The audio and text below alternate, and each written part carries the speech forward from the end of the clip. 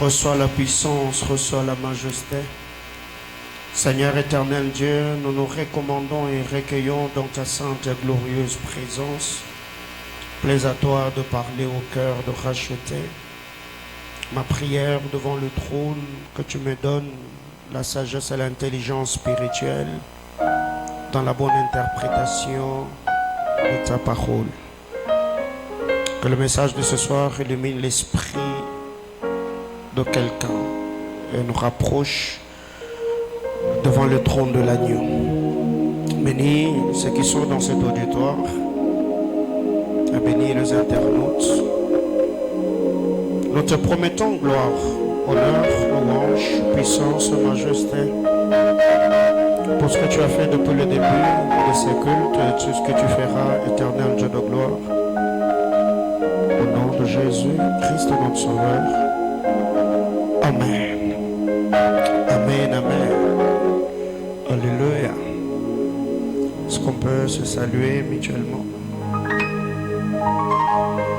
Que le Seigneur nous bénisse abondamment. Amen, amen.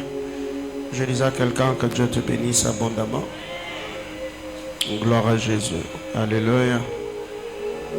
Nous saluons tous les internautes. Que Dieu bénisse abondamment tous les bien-aimés frères et sœurs. De partout, vous avez l'habitude de nous suivre. Que la grâce de notre Seigneur Jésus-Christ vous soit multipliée par son Esprit Saint. Alléluia. Alors, je nous prie d'ouvrir juste nos Bibles. Je suis dans Apocalypse chapitre 6, le verset 6. C'est le texte que nous allons lire ce soir par la grâce de Dieu. Apocalypse chapitre 6. Nous allons lire son 6e verset. Merci d'honorer les Saintes Écritures. Apocalypse chapitre 6, le verset 6. On peut lire ensemble. 1, 2, 3, go. Et j'ai entendu au milieu de 4 êtres vivants une voix qui disait: une mesure de blé pour un denier et 3 mesures d'orge pour un denier, mais ne fais point de mal à l'huile et au vin. Parole du Seigneur. Je nous prie de reprendre nos places. Alors, le direct est déjà lancé. On peut se connecter, partager le message comme nous avons l'habitude de le faire.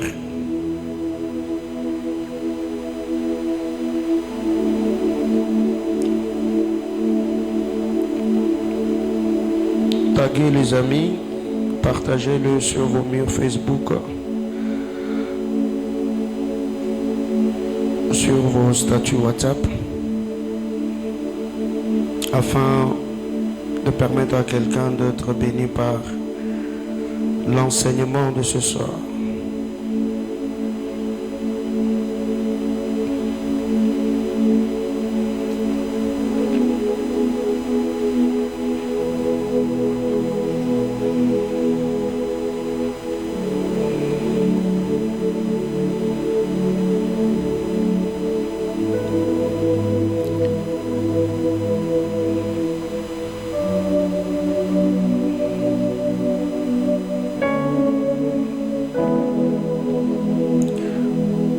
Béni.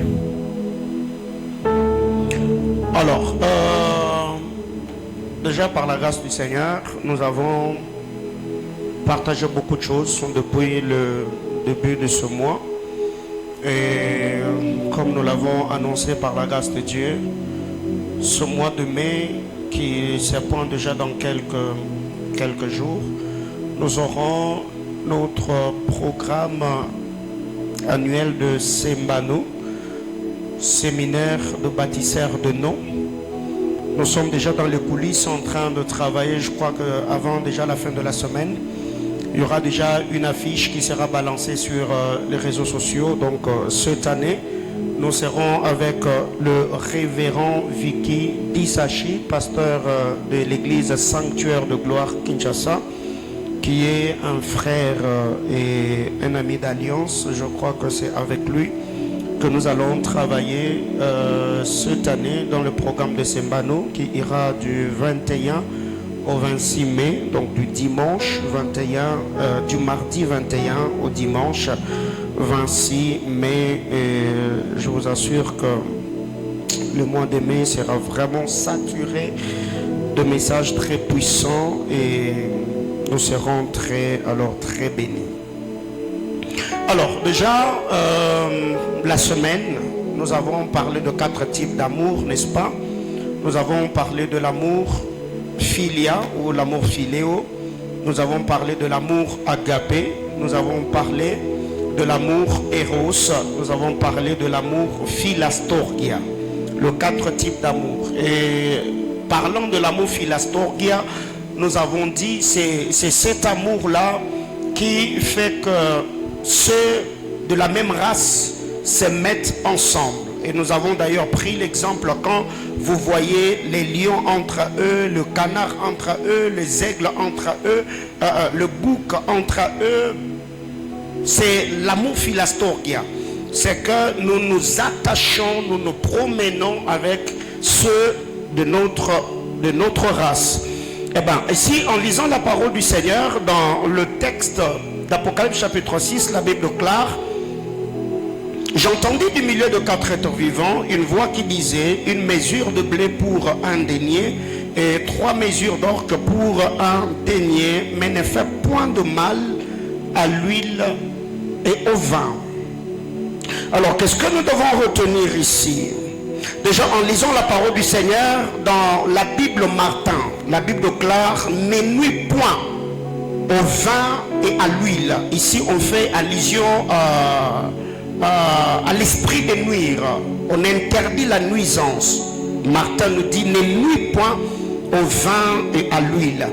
Et quand vous lisez la parole du Seigneur dans la Bible français courant, la Bible déclare: ne cause aucun dommage à l'huile et au vin. Touche à tout, mais ne cause aucun dommage à l'huile et au vin. En lisant la version parole de vie, la Bible déclare: ne touche pas à l'huile ni au vin. Ne touche pas à l'huile ni au vin. Bible du semeur, la Bible déclare: quant à l'huile et au vin, épargne-le. Alléluia. Amen, amen. Alors, on répète ensemble.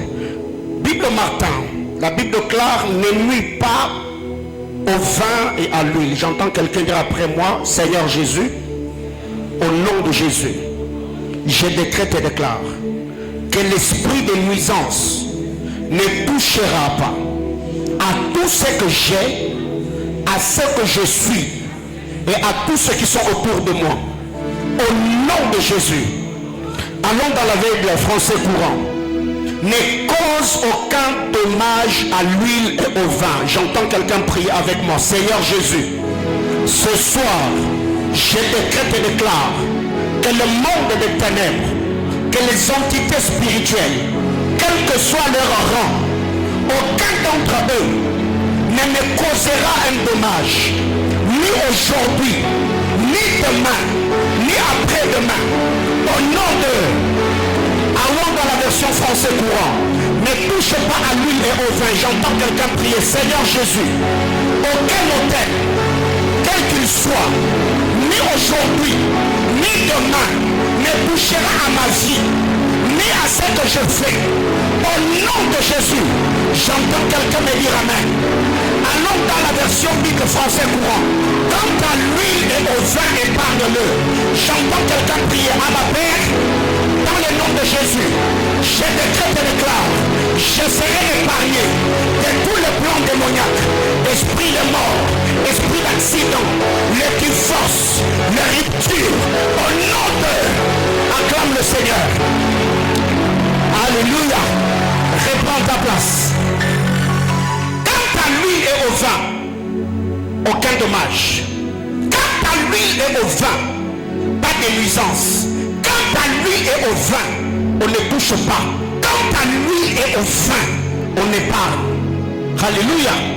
C'est comme cela que le Seigneur, par sa grâce, dans les quelques minutes qu'il nous a imparties, nous allons nous entretenir par la grâce du Seigneur.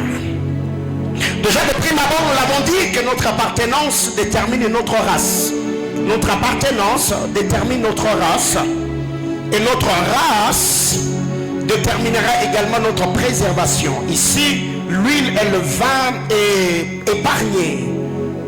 Ne sera pas exposé à l'esprit des nuisances ou encore au dommage parce qu'ils ont une race. Ils sont d'une espèce.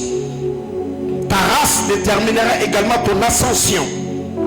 Ici, parlant de l'ascension, j'étais en train de vouloir parler de l'enlèvement. Donc nous serons enlevés parce que nous avons l'ADN. La vie de Dieu coule dans nos membres. Alors déjà, ici c'est l'histoire de notre frère Jean, exilé dans l'île de Patmos.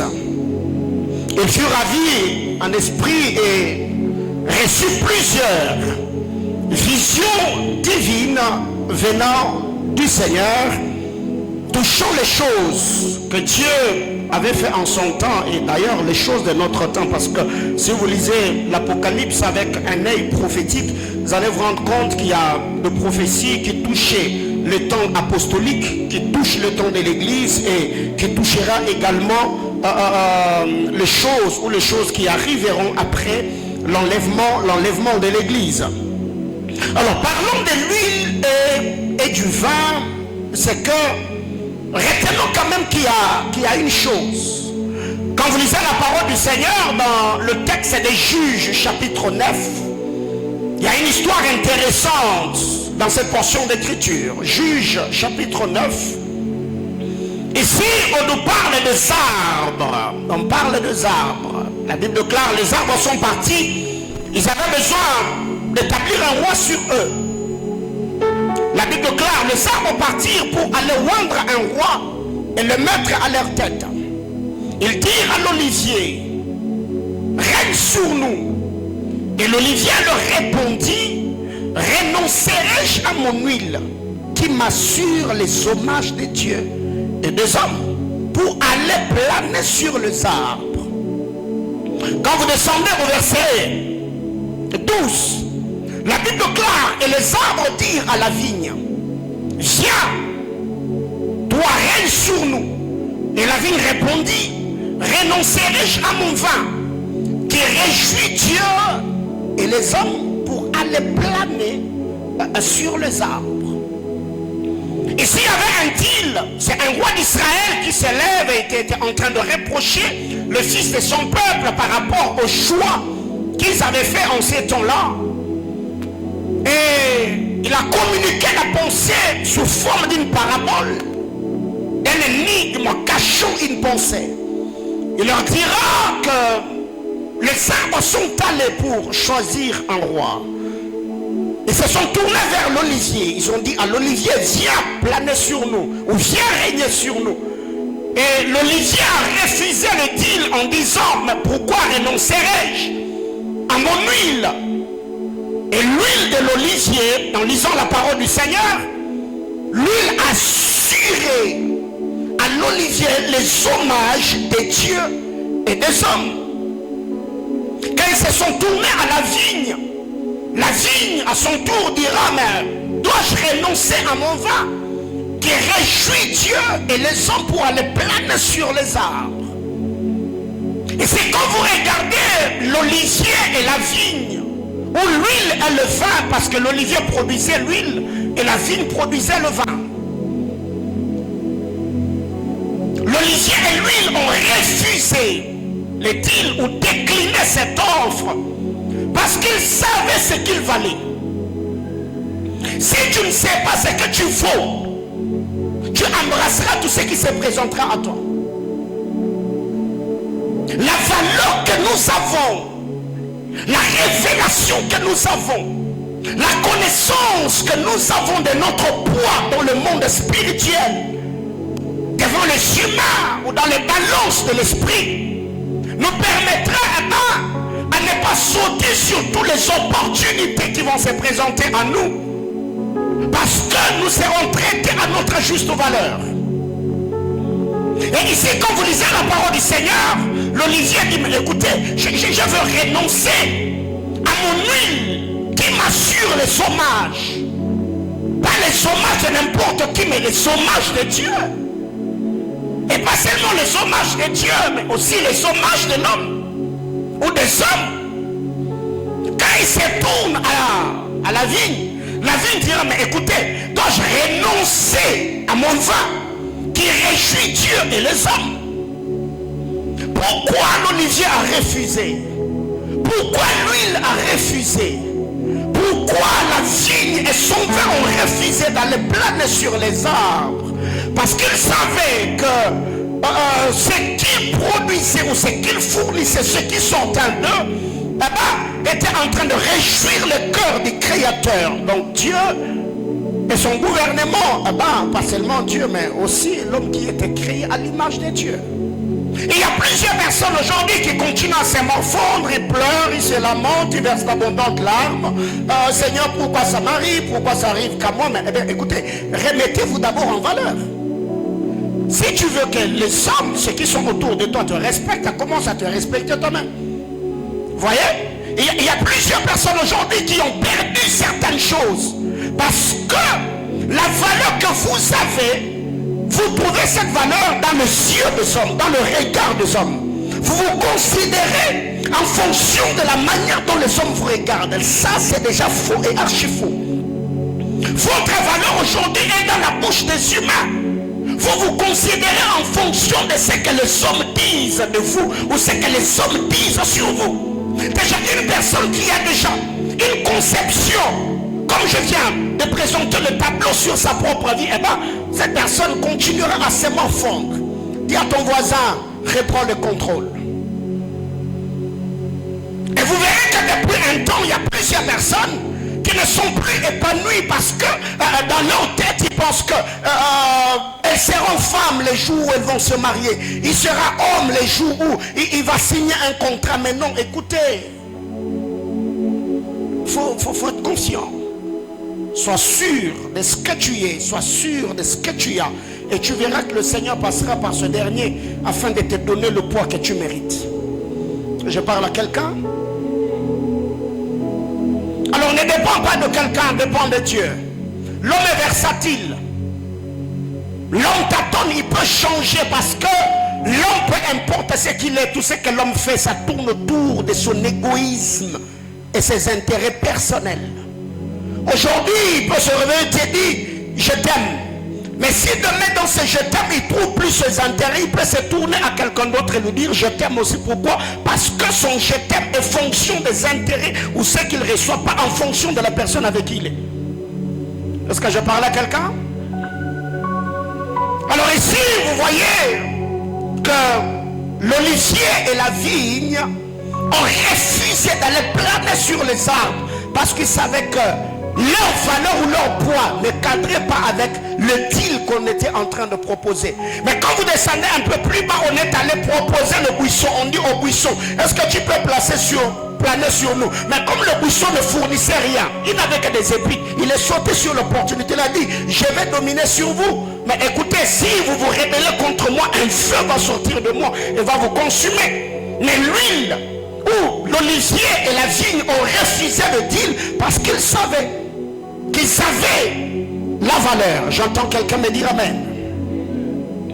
Alors déjà, on est ici en train de faire un peu le parcours de la vigne et du vin.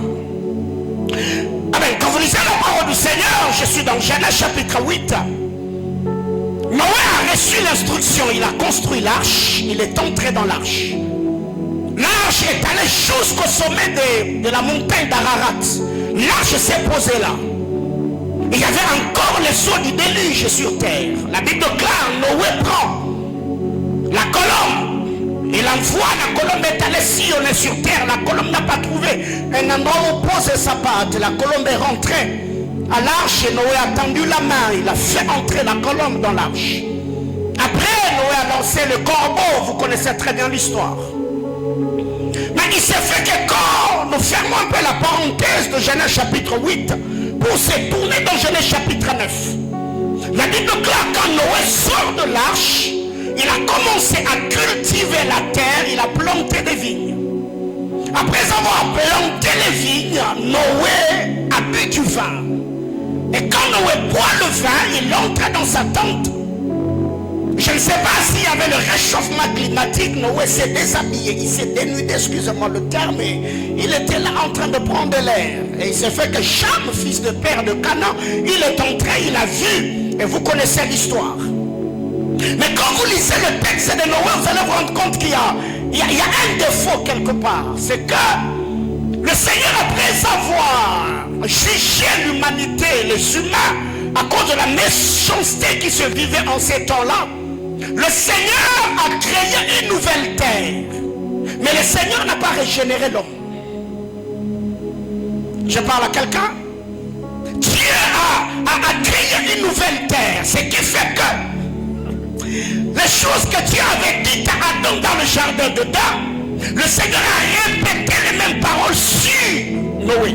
Mais quant à l'homme, Dieu n'a pas régénéré le cœur de l'homme. Alors comment attendons-nous quelque chose de bien chez Cham? Parce que Cham est la même personne qui a quitté Genèse 6, qui a été sauvé de justesse parce qu'il était le fils de Noé. Il est entré dans l'arche, mais quand Cham sort de l'arche, le cœur de Cham est le même cœur qu'il avait avant les déluges. Et là, Cham va voir la nudité de Noé, il va le raconter à ses frères. Mais le problème avec Cham, c'est que Cham s'est attaqué à Noé. Cham a parlé de la nudité de Noé. Cham a parlé de ce qu'il a vu comme faiblesse à Noé. Mais Cham a oublié un détail. Que dans Genèse chapitre 8, quand Noé a lancé le corbeau ou la colombe pour la deuxième fois n'était pas rentrée mais vide. La colombe était revenue avec la feuille de l'olivier. J'entends quelqu'un me dire amen. Ça c'est le détail que Cham avait oublié. Or, quand vous lisez la parole de Dieu, c'est de l'olivier qu'on tirait l'huile, qu'on mélangeait avec le parfum odoriférant pour créer l'huile d'onction qui permettait à ce que l'on oigne le roi, le prophète et le sacrificateur. C'est que quand Noé est dans l'arche, la colombe est sortie. Tout ce que la colombe a trouvé sur terre, qui avait sorti la tête avant que l'eau ne disparaisse, c'était l'olivier. Parce que s'il y avait un autre arbre sur terre qui avait fait sortir sa tête, je crois que la colombe allait s'arranger pour cueillir ce feuille-là et l'amener. Mais écoutez, en ces temps-là, où la méchanceté, où la tribulation, la persécution, ce n'est que le roi, l'olivier, qui a pu tenir, peu importe le vent, peu importe la mer, les jugements battaient le plein, mais parce que l'olivier était olivier, qui donnait de l'huile, et cette huile-là, lui assurait les sommages des dieux et des hommes, l'olivier a pu tenir, jusqu'à sortir la tête. Bien-aimés frères, la méchanceté dans le plein. Plusieurs tombent à gauche, les autres tombent à droite. Mais rassure-toi que toi tu es de la race de l'olivier. Peu importe ce qui arrivera, ça ne te mettra pas KO. Parce que le Seigneur Dieu de toute grâce, il fera toujours que dans la multitude, que tu sortes de la mêlée, que tu te démarques, afin que tu deviennes une référence de ce que Dieu est capable de faire. Cham avait oublié cela. La colombe est partie. La colombe a cueilli la feuille de l'olivier. La colombe est rentrée avec pour dire à Noé, de l'autre côté les choses sont en train de s'arranger. Je ne vais pas trop parler de la colombe parce que vous allez vous rendre compte que cette colombe nous enverra ou nous renverra au Jourdain afin de parler de cette terre, parce que vous savez déjà que l'homme est une terre tirée des eaux, n'est-ce pas? L'homme est une terre tirée des eaux. Quand le Seigneur est venu, il a créé. La Bible déclare, il sépara les eaux d'en haut et les eaux d'en bas. Et dans les eaux d'en bas, c'est là que Dieu a tiré la terre. Et de cette terre, comme je parlais dimanche de l'extraction, de cette terre, Dieu a créé l'homme. Et il s'est fait que là déjà, Noé et toute sa famille, c'est également de terre que le Seigneur venait de tirer dessous, des justesses. Ils ont été sauvés. Et quand la colombe est lâchée par Noé, Noé comme le prophète, qui est dans l'éternité, mais qui doit envoyer la colombe missionnaire dans les temps, afin de guetter tout ce qui était en train de se passer sur la terre. Et la colombe devait rentrer pour donner le rapport à Noé. Mais cette colombe n'est pas rentrée seule, la colombe est rentrée avec une race, la feuille de l'olivier. Et ici, le retour de la colombe peut également être pris comme un signe de l'enlèvement de l'église, hein, parce que de l'autre côté on est dans l'éternité, mais la colombe, le roi, le prophète qui sort, il va prendre une poignée, hein, il n'a pas pris l'olivier, non, la colombe a pris, est-ce que je parle à l'église? La colombe a pris la feuille de l'olivier. Or nous savons très bien que l'olivier est un roi. Je parle à quelqu'un? L'olivier est un roi. Et le fait de l'olivier est un peuple. Ce sont des fils qui sont attachés au Père Olivier. Vous allez me comprendre dans la suite des temps, mais j'entends quelqu'un me dire amen. Dis à ton voisin, sois le bienvenu dans l'académie de la compréhension. Alors qu'est-ce qui arrive? Il y a des vérités importantes autour de cette histoire. Cham s'élève, c'est mort de Noé, mais il a oublié que Noé, en sortant de l'arche, il est sorti de l'arche avec la feuille de l'olivier. Et quand vous allez dans Zacharie chapitre 14 et Apocalypse chapitre 11, on nous donne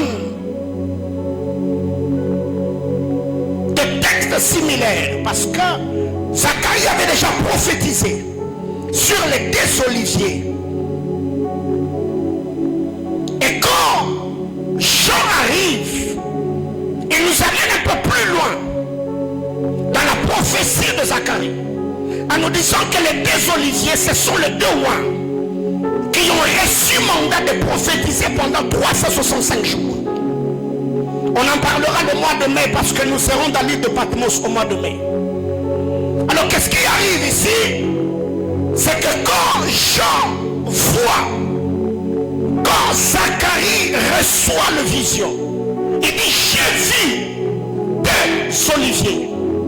Et ces deux oliviers sont à côté d'un chandelier d'or pur. Et pour que le chandelier donne son feu, le chandelier tire son huile de deux oliviers qui le soutient. Et Zacharie et Jean nous disent que ces deux oliviers, c'est l'esprit de l'Éternel qui parcourt toute la terre. Mais quand vous lisez la parole de Dieu, si les deux oliviers d'Apocalypse et de Zacharie, ce sont le roi, c'est que ces oliviers tirent leur force de l'olivier véritable, qui est le roi sur qui repose l'esprit majeur. Je parle de Christ. Si dans Zacharie il y a deux oliviers, dans Apocalypse il y a deux oliviers, et les deux oliviers dont on est en train de parler ici, quand vous lisez l'écriture, vous allez comprendre qu'on parle de deux rois, Moïse et Élie. L'un a la capacité de fermer le ciel pour qu'il n'y ait pas de pluie, l'autre a la capacité de frapper l'humanité avec des fléaux, avec plusieurs mots. Ici on fait allusion à Élie et Moïse. C'est les deux oliviers qui sont à côté du chandelier. Et si l'olivier est un roi, c'est que Christ est l'olivier verdoyant ou les pères des oliviers qui communiquent la force, qui communiquent l'esprit, qui communiquent la capacité aux oliviers qui doivent travailler avec son esprit pour ramener le cœur de plusieurs vers l'éternel leur Dieu, n'est-ce pas? Vous êtes avec moi jusque-là? Alors, quand vous lisez la parole de Dieu, Apocalypse nous dit au retour de Jésus, ses pieds descendront sur quelle montagne? Hein? La montagne des Oliviers. Jésus lui-même étant sur terre, il passait tout son temps priant où? Dans la montagne des... On parle des races spirituelles, n'est-ce pas? Ok, suivez-moi très bien, je suis en train de venir. La Bible déclare, Jésus, très tôt le matin, il avait l'habitude d'aller prier à une montagne qu'on appelait des Oliviers. C'est à la montagne des Oliviers que les apôtres lui ont posé la question sur les signes du temps. Le jardin de Gethsémani, ce jardin était à la montagne des Oliviers. Donc Jésus étant un olivier, il était attiré par une montagne qui abritait des oliviers, et c'est là qu'il passait plus de temps dans la prière. Je parle à quelqu'un? Dis à ton voisin de race spirituelle. Est-ce un hasard? Non. Parce que, comme je vous ai toujours dit, les Écritures saintes ne se contredisent pas. La Bible est comme les écailles du crocodile qui se complètent. Je parle à quelqu'un? Alors suis-moi très bien. Qu'est-ce qui arrive? En lisant la parole de Dieu dans le livre de Luc, l'olivier et la vigne sont les deux compagnons du bon samaritain. Je disais, qui a déjà lu l'histoire du bon samaritain dans la Bible? L'olivier et la vigne, c'est les deux compagnons du bon samaritain. Quand je parle de l'olivier, je parle de l'huile. Quand je parle du vin, de la vigne, je parle du vin. Donc le bon samaritain, il peut tout manquer, mais il ne manquera pas le vin et l'huile. Or, l'huile est tirée de l'olivier, le vin est tiré de la vigne. Alors suivez-moi. Quand vous lisez la parole de Dieu, vous verrez que Jésus et cet olivier verdoyant, qui avait une certaine sagesse et une manière de faire. Jésus, quand il est hors de la maison, Jésus parle en parabole. Quand Jésus est avec le disciple dans la maison, Jésus explique le parabole. Ceux qui sont en dehors de la maison, ils reçoivent la parole de Dieu sous forme de parabole. Mais ceux qui ont part à l'héritage, ceux qui peuvent entrer avec lui dans la maison, ceux-là reçoivent l'interprétation de parabole. Or, un parabole est une allégorie qui abrite ou cache une réalité. Elle explique autrement une réalité. C'est que dans le parabole, il y a un message codé. Et ce message doit être décodé par celui qui a l'esprit de celui qui a donné le parabole. Je prends un exemple simple. Samson est un prophète. Il rencontre les lions, il les tue. Il va vers les Égyptiens, les Philistins. Il leur donne le parabole. De ceux qui tuent, de ceux qui mangent est sorti, ce qui se mange. Du fort est sorti le doux. 3 jours durant, les Philistins se sont recherchés pour avoir l'interprétation. Rien. Pour que le Philistin reçoive l'interprétation du parabole, il a fallu que le Philistin coopère avec celle qui était l'épouse de Samson. Et Samson, quand il vient vers le Philistin, il leur dira, si vous n'avez pas labouré avec ma génisse, si vous n'avez pas coopéré avec mon épouse, vous n'allez pas avoir la révélation ou l'interprétation de l'énigme du parabole que je vous avais présenté. Et Jésus, connaissant ce mystère, il dit, j'ai beaucoup d'autres choses à vous dire. Mais pour le moment, vous ne le comprendrez pas. Attendez quand celui-là viendra, le consolateur. C'est lui qui vous dira d'autres choses. Il vous rappellera ce que j'ai enseigné et il ajoutera autre chose. Or, la Bible déclare, personne ne connaît les choses qu'il y a dans le cœur de l'homme si ce n'est l'esprit de l'homme. Et personne ne peut connaître les choses de Dieu si ce n'est par l'esprit de Dieu. Voyez-vous? C'est que si nous voulons avoir accès au conseil de Dieu, il y a une porte. Il y a quelqu'un qui peut nous y conduire. C'est l'esprit de Dieu. Parce que c'est lui-là, quand il se mettra à prier, il ne priait pas selon le besoin, car il est capable de sonder même le profondeur de Dieu. Je suis avec quelqu'un? Alors qu'est-ce que nous devons retenir? Jésus parle en parabole. Et dans ces paraboles, la Bible déclare, un homme a quitté Jérusalem pour Jéricho. Au milieu de la route, chemin faisant, il a rencontré les brigands. Les brigands l'ont récupéré. Ils l'ont chargé de coups. Ils l'ont dépouillé, les laissant à demi-mort. Les Lévites et les sacrificateurs sont passés par là. Quand ils ont vu l'homme, ils ne l'ont pas reconnu. Les Lévites et les sacrificateurs ont fait quoi? Ils l'ont évité. Les uns ont dit le sacrificateur et les Lévites, parce que le Lévite est le fils du sacrificateur. Le Lévite travaillait à côté du sacrificateur dans les sacerdoces pour l'aider à égorger de bêtes et à sacrifier. Donc partout où il y a le sacrificateur, le Lévite est à ses côtés. Mais quand les Lévites, les uns ont dit, comme le Lévite et les sacrificateurs avaient pour mission de recevoir le sacrifice, et l'homme qu'on avait tabassé n'avait pas une offrande à offrir, le sacrificateur ne pouvait pas les toucher. Je ne suis pas contre, mais la Bible s'explique par lui-même pourquoi le sacrificateur n'a pas touché cet homme-là. Lisons la parole.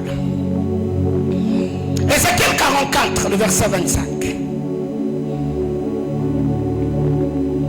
Ézéchiel 44, le 25e verset. Un sacrificateur n'ira pas vers un mort, de peur de se rendre impur.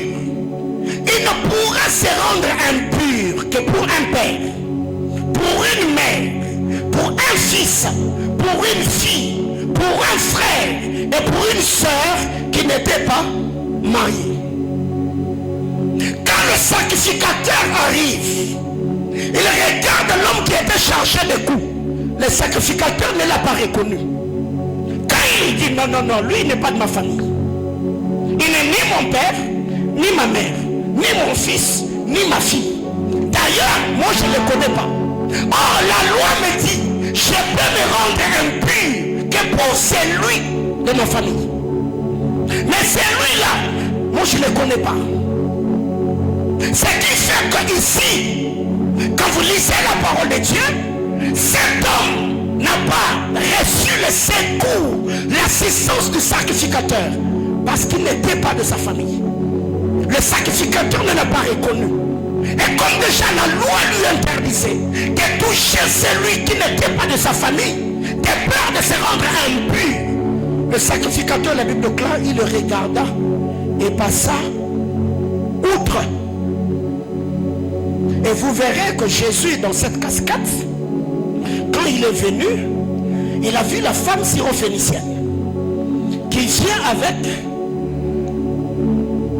ses doléances, l'intercession, ses sujets de prière de sa fille qui était mourante. La femme dit à Jésus, est-ce que tu ne peux pas? Jésus dit non, moi je suis le sacrificateur. Je suis venu que pour les brebis égarées d'Israël. Donc je ne peux pas me rendre impur en intervenant dans le cas de ta fille. Mais ce qui a fait changer la vie du sacrificateur Jésus, c'était la foi de la femme. Jésus regarde et dit non, je ne peux pas dépenser les pains des enfants aux petits chats. La femme le récupère que dans la parole, il dit non, mon Seigneur, je sais aussi que même le petit chat mange le miette qui tombe de la table. Quand Jésus entend ça, il dit non, non, non, non, non, non. Même en Israël, je n'ai jamais vu une fille 50 fois. Alors, comme je suis sacrificateur, je ne peux pas me déplacer vers toi. Mais va, que ta foi fasse quoi?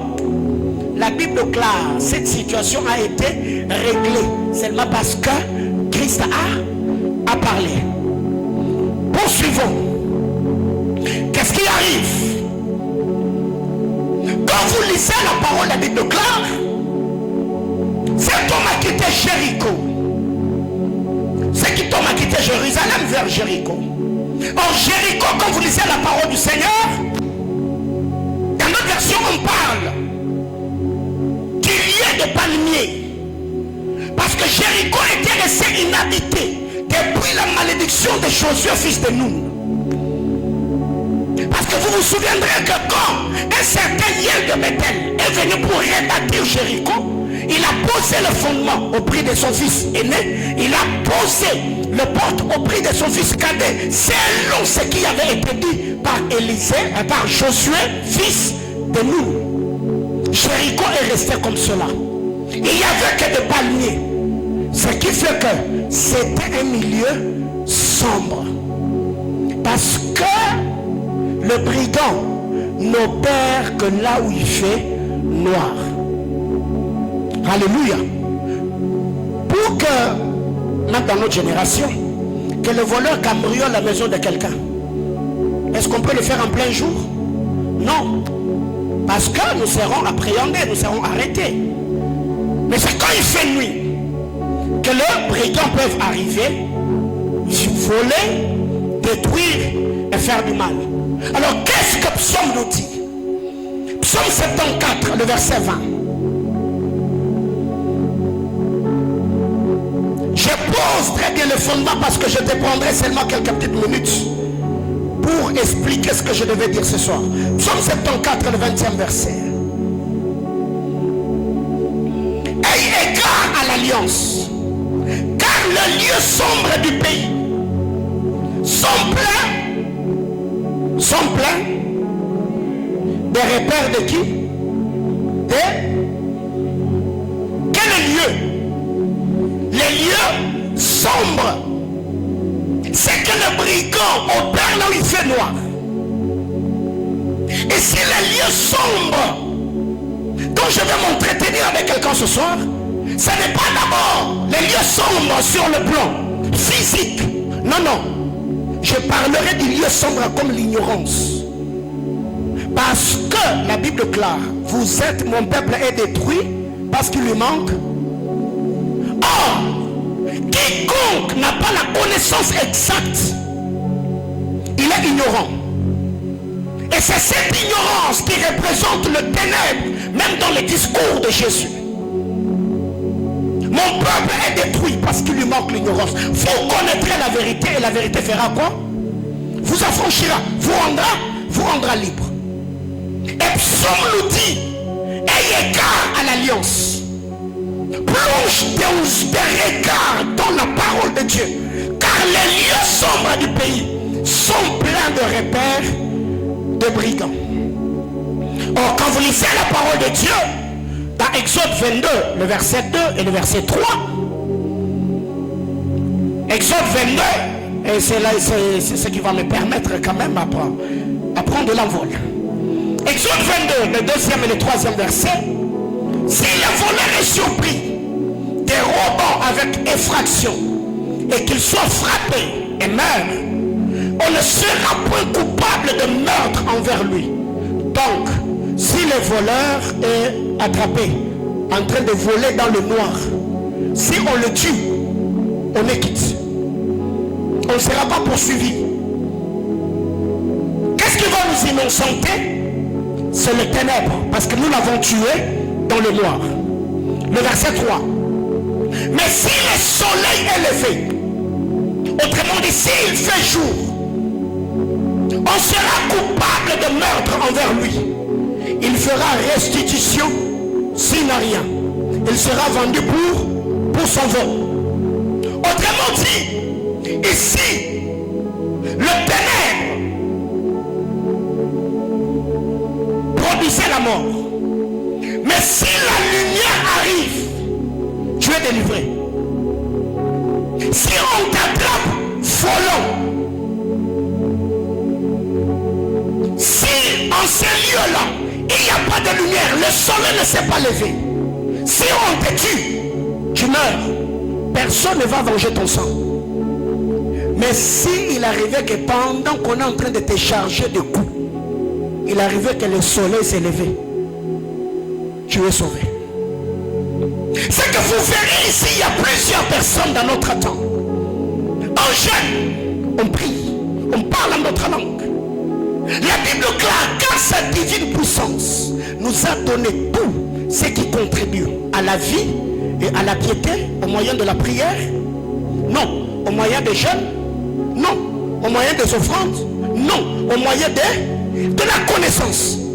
Sa divine puissance a tout fait. Tout ce qui contribue à la vie et à la piété, tout est déjà fait. Tout est déjà accompli. Mais c'est la connaissance que nous avons de l'œuvre accomplie par le Christ sur le bois de la croix qui nous donnera accès à ce qui contribue à la vie et à la piété pour que nous puissions en jouir. Est-ce que je parle à quelqu'un? Alors, allons-y.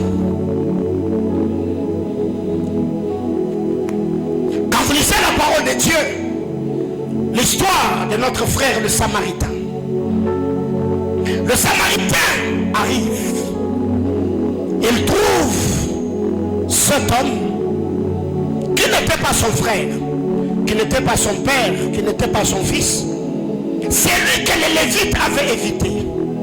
C'est lui que le sacrificateur avait évité. Quand le Samaritain arrive, le profond, agonisant, la Bible clare, il était sur sa monture. La première des choses que le Samaritain a fait, il est descendu de sa monture. Il s'est rabaissé, prenant la position qu'avait l'homme tabassé.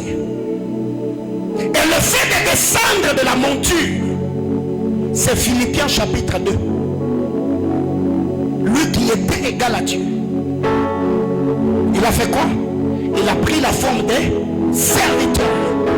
Il s'est rabaissé.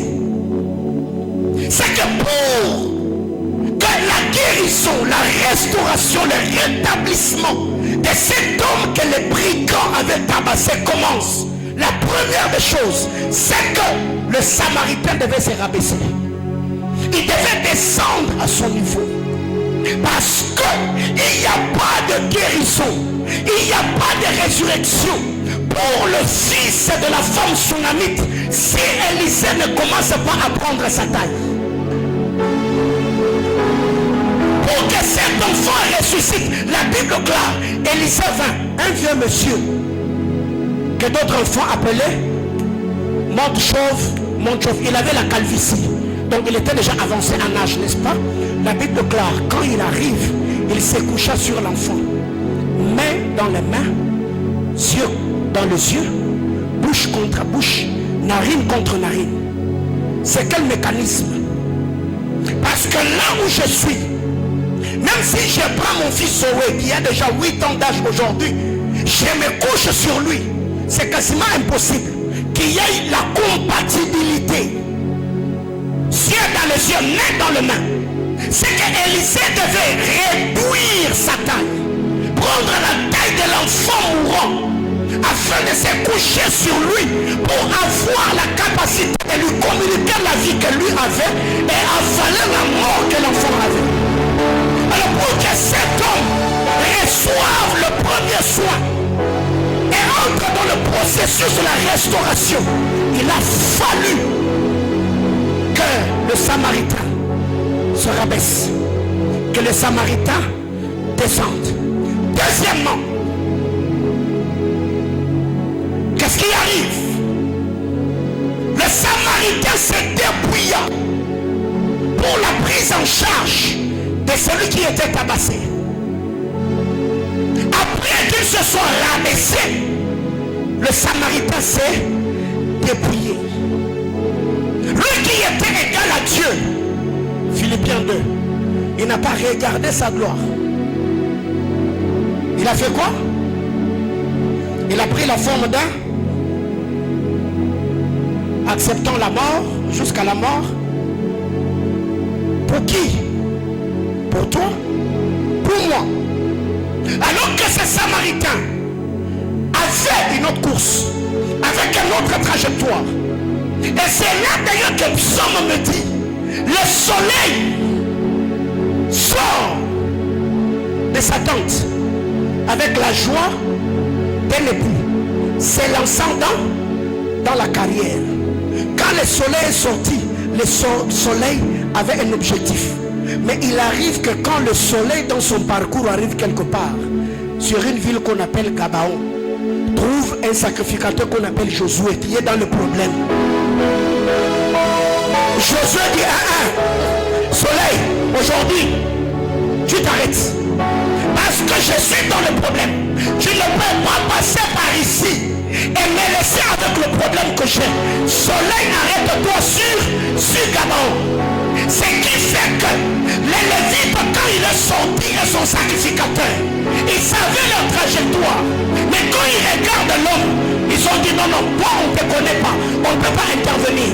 Quand le Samaritain arrive, le besoin de l'homme qui était tabassé par le brigand a arrêté. J'étais en train de dire à quelqu'un, Jésus-Christ de Nazareth, il est venu avec un agenda, avec un canevas.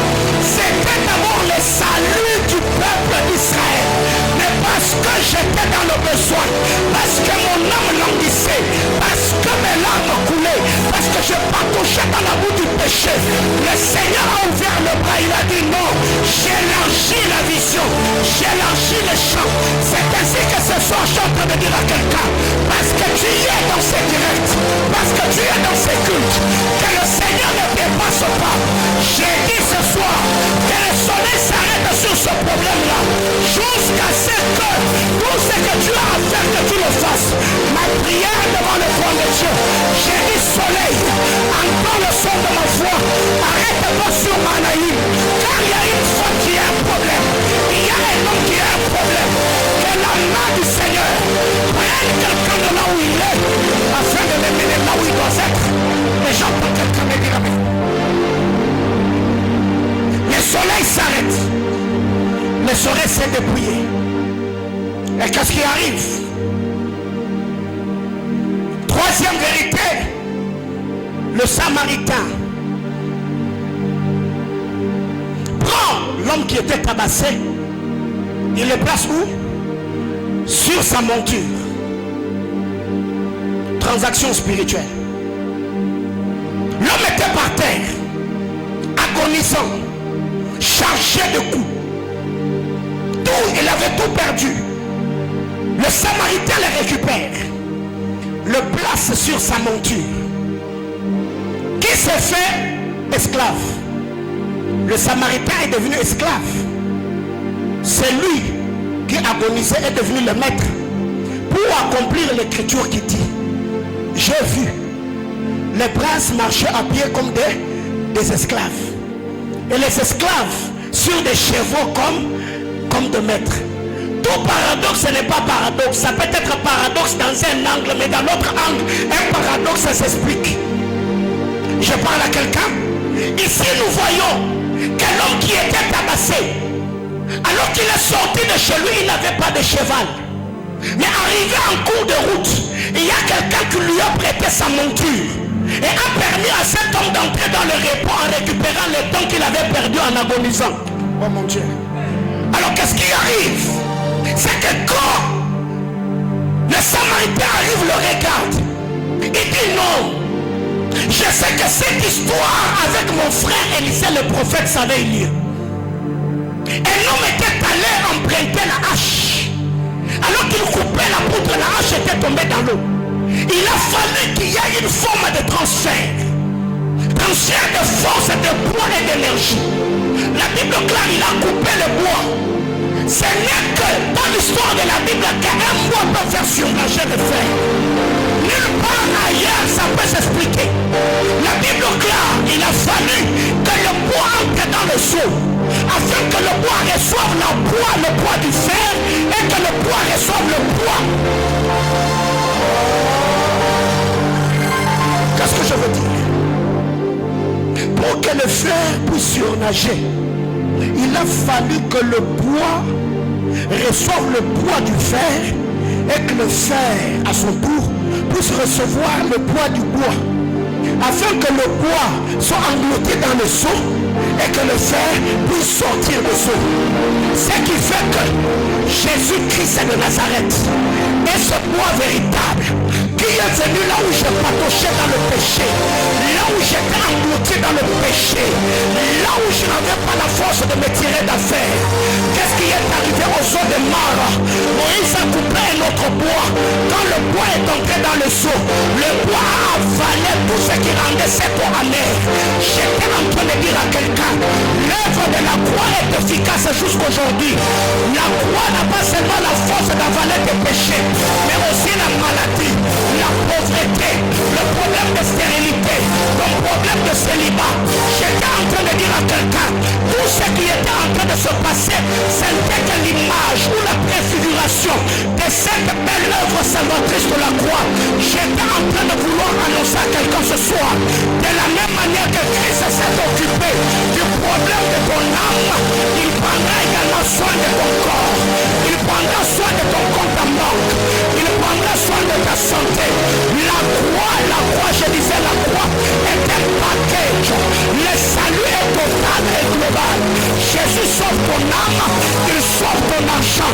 C'est pourquoi la Bible claire, à la croix il n'a pas dit j'ai accompli cette œuvre, il a dit tout est accompli. Dans le four il y a mon salut, dans mon salut il y a mon mariage, il y a mon voyage, il y a ma guérison. Je décrète et déclare, peu importe le poids que tu portais sur lui, peu importe le poids que tu portais sur toi, peu importe le larme que tu as versé à cause de ce poids, je décrète et déclare que le Seigneur peut donner un témoignage nouveau, que le Seigneur te permette à verser le larme de joie là où les gens étaient habitués à te voir pleurer. Le Seigneur va te donner la chose. Ils seront en face de toi, ils te verront pleurer, se posant la question, mais pourquoi elle pleure? Je ne pleure pas parce que hier vous m'avez blessé, je pleure parce que votre blessure a attiré le regard de Dieu pour me consoler. Je ne pleure pas parce que hier vous m'avez rejeté, parce que votre rejet m'a permis d'être accueilli dans le main de Dieu.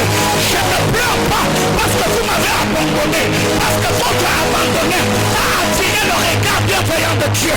J'étais en train de dire à quelqu'un, c'est qu'ils t'ont donné le coup, ils t'ont laissé quelque part, mais là où ils sont partis, ils te retrouveront là-bas. Ils se poseront la question, comment tu as fait pour te retrouver ici? Là où vous m'avez laissé, les bons samaritains. Oh my God. Le bon samaritain a fait quoi? Il est passé par là. Matikayo, Mafinayo, Masundolo, Macholayo, Plas Matikakio. Yesu oleki na wana. Nani samutumwa zaliawa. Mabawa nfame na ngai. La Bible claire du fumière. Depuis le livre de Genèse, il est allé dans la poussière. C'est là qu'il a tiré. Et là, Nzambe nanga lekelaka. Eza bisika batu babwakama. Bisika batu basunolama. Bisika batu babebisama. Bayoma na miteme bukana bukana. Nzamba lola. Anobonisha mitema.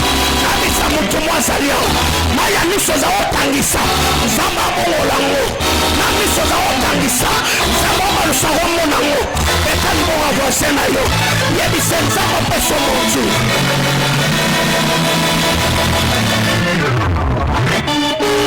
Alors réponds d'abord ta place, réponds ta place.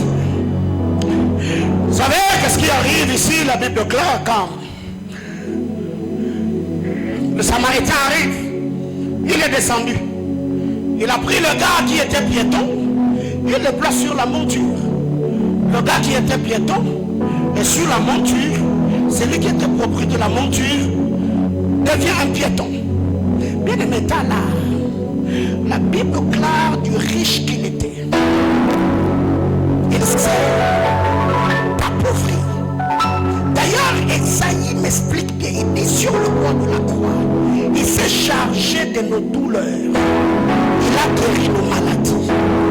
Alors que Pierre, lui, quand il vient, il nous dit seulement par ses meurtrissures nous sommes guéris. Non, non, je préfère Esaïe que Pierre. Parce que Esaïe me donne le package. Il y a de maladies parce que tu l'as dans ton corps, ça produit des douleurs. Mais si tu t'appuies que sur Pierre, sans comprendre et réclamer la totalité de Esaïe, tu auras la guérison, mais tu peux avoir des séquelles. Hein? Dieu t'a déjà guéri, mais tu restes avec des séquelles. Mais la Bible déclare, il s'est chargé de nos douleurs, il a guéri nos maladies. Si la maladie avait produit des douleurs, j'étais en train de t'annoncer que Dieu n'est pas seulement celui qui guérit les maladies, mais il a aussi celui qui prend les douleurs. Je décrète et déclare dans la vie de quiconque a un problème de santé dans cette salle, même vous qui me suivez en ligne, je prie qu'alors que je suis en train de parler, que les douleurs qui étaient dans ton corps, que ces douleurs disparaissent. Si c'est un membre de ta famille qui a un problème de santé, dans la loi de la représentation spirituelle, je décrète et déclare qu'il représente cet homme-là. Je demande à Dieu que la guérison surnaturelle soit infusée dans ses corps, que les douleurs battent au nom de... Réponds à ta place. L'homme se retrouve sur la monture. Il est là, en train de marcher. Mais ce que j'aime avec cet homme qu'on appelle le Samaritain, c'est que quand le Samaritain a pris cet homme pour le placer sur sa monture, le Samaritain a accepté le risque d'être accusé d'être celui qui avait tabassé cet homme. Parce qu'il n'y avait pas de témoin qui pouvait le justifier ou l'innocenter pour dire non. Il l'a trouvé là en train d'agoniser. Et le sang de l'homme tabassé était sur les habits du bon Samaritain. Bien aimé, qu'a-t-il dit? Venez à moi. Quand il dit venez à moi, vous tous qui êtes fatigués, chargés, cela ne veut pas dire quand vous venez, il vous dit non, restez là. Lui, il est ici, non. Venez à moi, vous tous qui êtes fatigués. Va dans le sens de Luc chapitre 15. Quand le fils prodigue est rentré vers son père ne lui a jamais dit non, non, reste là.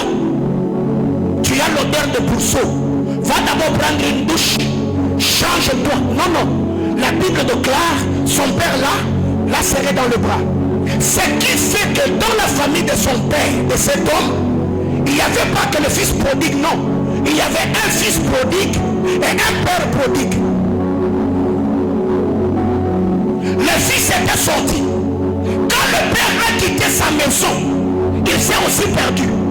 C'est que pour que le père ramène celui qui était perdu, le père devait se perdre. Le fils n'a pas rentré seul avec l'odeur de ce pays lointain. Mais il a contaminé aussi son père avec cette même odeur. Ce qui fait que dans cette famille-là, ce n'était pas seulement le fils qui s'était changé, mais le père s'était changé.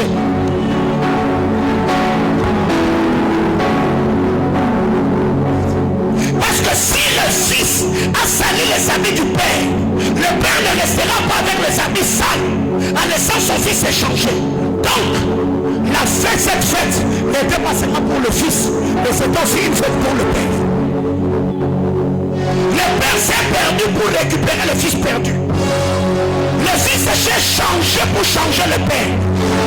Le Père a tué la bête pour le Fils et pour lui. Bien-aimé dans le Seigneur. Alors quand la Bible déclare, venez à moi vous tous qui est chargé, Dieu ne te dit pas, reste là. On dirait parce que tu sens mauvais, non. Il te serre dans son bras. Tu lui communiques ton odeur, il te communique son odeur. Transaction spirituelle. Le Père a le parfum de la maison. Toi tu as le parfum du pays lointain. Quand tu entres en contact avec lui, il te communique l'esprit de la maison. Et il prend sur lui l'odeur du pays lointain. Parce que pour que je sois accepté, je dois sentir ton odeur sur le corps de mon Père. Ce qui fait que quand ils sont rentrés, le fils prodigue ne pouvait pas être jugé parce que son père sentait mauvais comme lui. Dieu dit, venez à moi, pour tout ce qui est fatigué et chargé, je vous donnerai du repos. Alors pourquoi tu pleures seul? Pourquoi tu portes seul ce fardeau-là? Si tu sens que ça devient pesant, il y a un endroit où tu peux te défouler. C'est dans la sainte et glorieuse présence de Dieu. Frère, devant Dieu ne joue pas au fort. Devant Dieu ne joue pas à la forte. Si tu sens que tu veux pleurer, pleure. Si tu vois qu'il y a la mort qui va couler de ton nez, que ça coule. Mais à condition que ce poids-là t'équipe après avoir dit Amen. C'est pourquoi ce soir, j'ai dit à Dieu, l'onction que je cherchais dans ma chambre de prière, je ne rentrerai pas avec. Je vais prêcher jusqu'à ce que ça tente. Je vais parler jusqu'à ce que tu arrives. Au même diapason que moi. À tel enseigne que on va dire Amen à ce culte. Que je sors déchargé, mais que tu rentres chargé de consolation, d'espérance, de connaissance et d'illumination. C'est ainsi que je décrète et déclare que le ciel en cette soirée reste ouvert sur toi de manière permanente. Que la rosée se déverse sur toi. Que cette rosée prenne la forme de ton problème. Guérison, restauration, maternité, mariage, contrat, amélioration du salaire. Que cela t'arrive. Au nom de...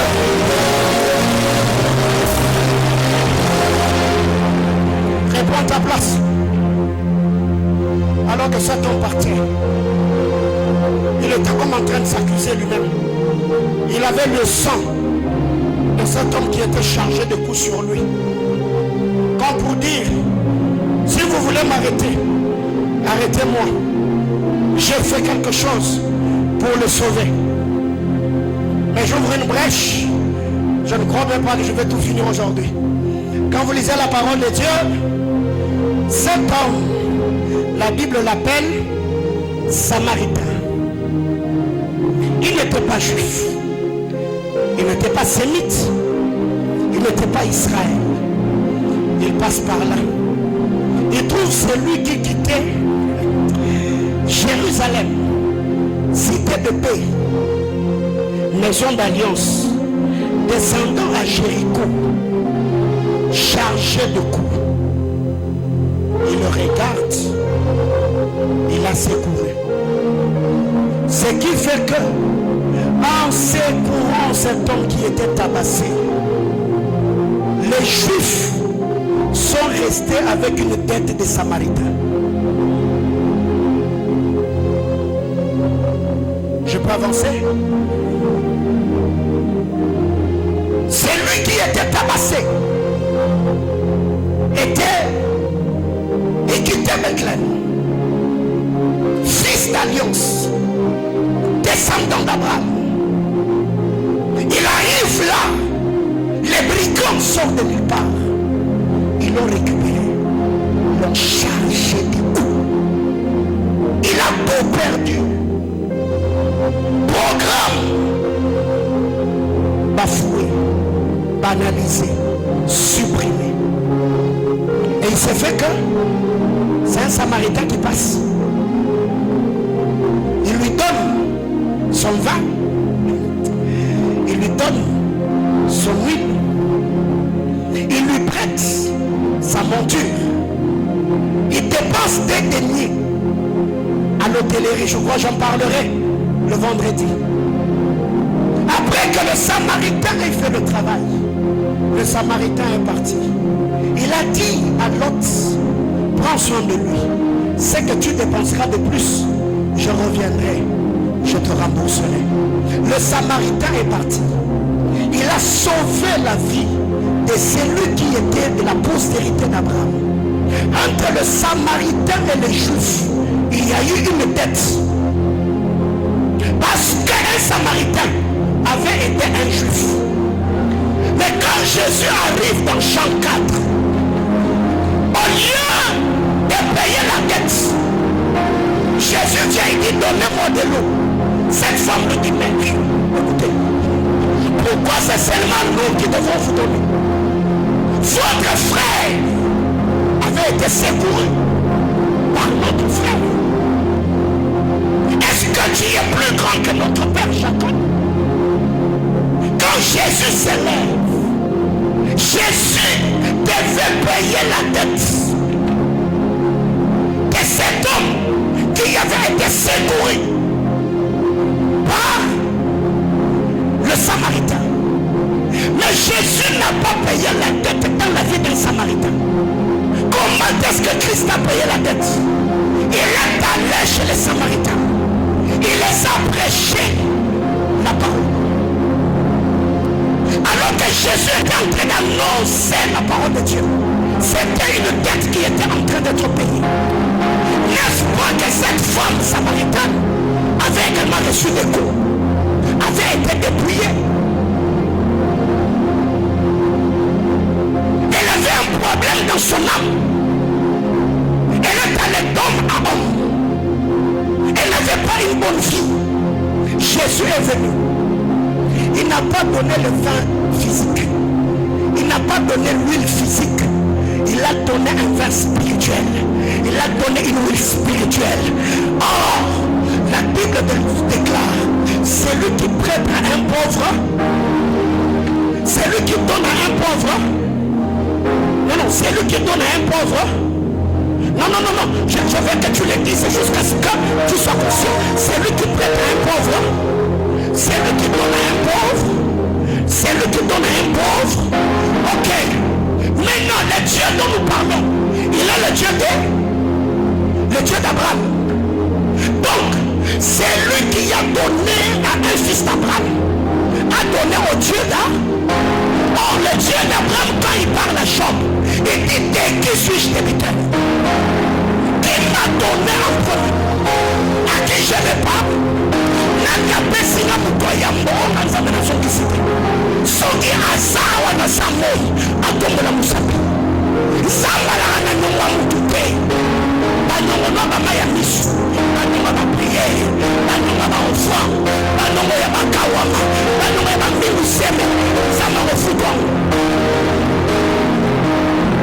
kala nanesa mutu mo azali awa nzamba kosala liboke ya baniongo ce qu'on appelle arriéré. Nzamba kokimela yo liboke ya baniongo asi banongo ba jeune banongo ba offrande banongo ya baprofesie banongo ba maya lisu asali yo liboke twakimelo. Quand le Samaritain aidait cet homme, il ne savait pas que toute une nation, un peuple, plusieurs familles allaient être assistées par le Seigneur. Quand vous lisez la parole de Dieu, au temps d'Amos, on appelle Amos, on lui dit, oh ma vision, ne prophétise pas ici. Va à Juda. Parce qu'il était à Bethel. On lui dit va à Juda. Mange ici ton pain. Bois ton eau. Et là prophétise. Il dit non.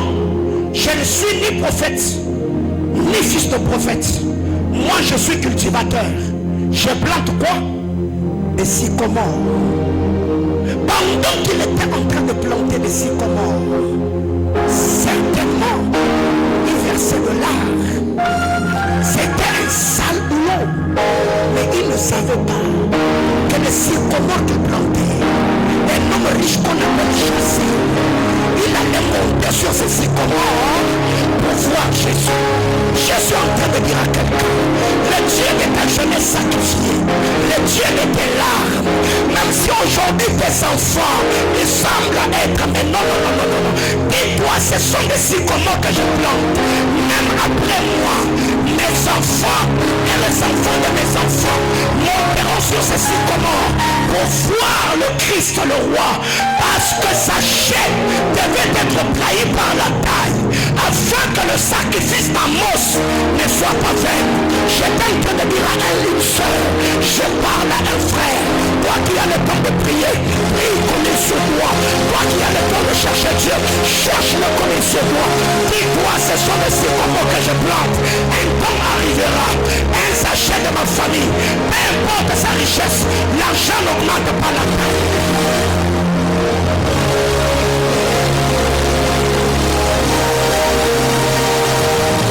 Bien-aimé dans le Seigneur, ce soir, je suis venu dire à quelqu'un, le travail que tu fais, fais-le bien.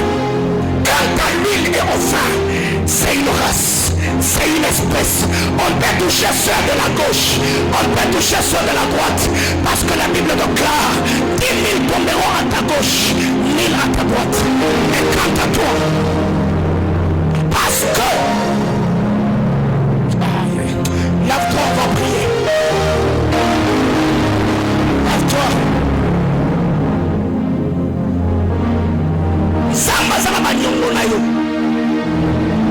La Bible déclare, réveille ma mémoire. Plaidons ensemble. Réveille la mémoire de Dieu. C'est rappeler au Seigneur des promesses universelles, mais aussi lui rappeler des promesses individuelles. Les promesses universelles, c'est tout ce qui est écrit dans la Bible. Les promesses individuelles, ce sont des paroles que Dieu a libérées sur ta vie. Seigneur, tu as dit. Seigneur, tu m'as dit. Seigneur, tu as dit. Mais aussi tu m'as dit. Tu y as dit. Mais tu m'as aussi dit. Par rapport à mon emploi, Seigneur, tu as dit. Par rapport à ma maternité, Seigneur, tu as dit. Par rapport à mon mariage, Seigneur, tu as dit. Est-ce que quelqu'un peut-il élever la voix ce soir et parler au Seigneur?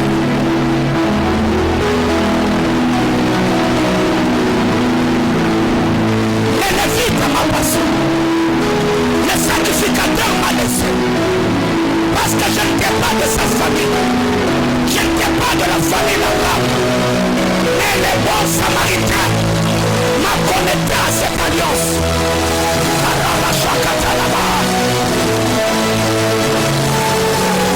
Le sacrificateur m'a passé. Le lévite m'a passé. Mais Seigneur, tu es mon bon samaritain. Ne me passe pas. Car dans Jean 8, quand on lui a traité d'avoir un démon, Jésus a répliqué. Mais quand on lui a dit tu es un samaritain, Jésus n'a jamais répliqué. Parce que s'il disait je ne suis pas, il allait contredire cette écriture. Jésus, tu es mon samaritain. Jésus, tu es mon samaritain. Jésus, tu es mon samaritain. Comme tu m'as secouru, naturellement, il y a adoration. Il y a louange. Il y a cri de joie. Il y a prière. On fout la dioko. Maria, Maria, luz que viva por día. Est-ce que tu peux te sentir libre ce soir? Et à Dieu le salut. Faut que la baba y revit. On a vu tout dans la rue. Ça m'a maya miso. Ça m'a soli dans l'œil. Ça m'a collé dans la maya foutu. Ça m'a on a dit qu'elle m'a fouillé. Ça m'a on a dit qu'elle est sol. Yes, on a dit qu'elle m'a fouillé. Kazarana yo. Osa elonde na bikula.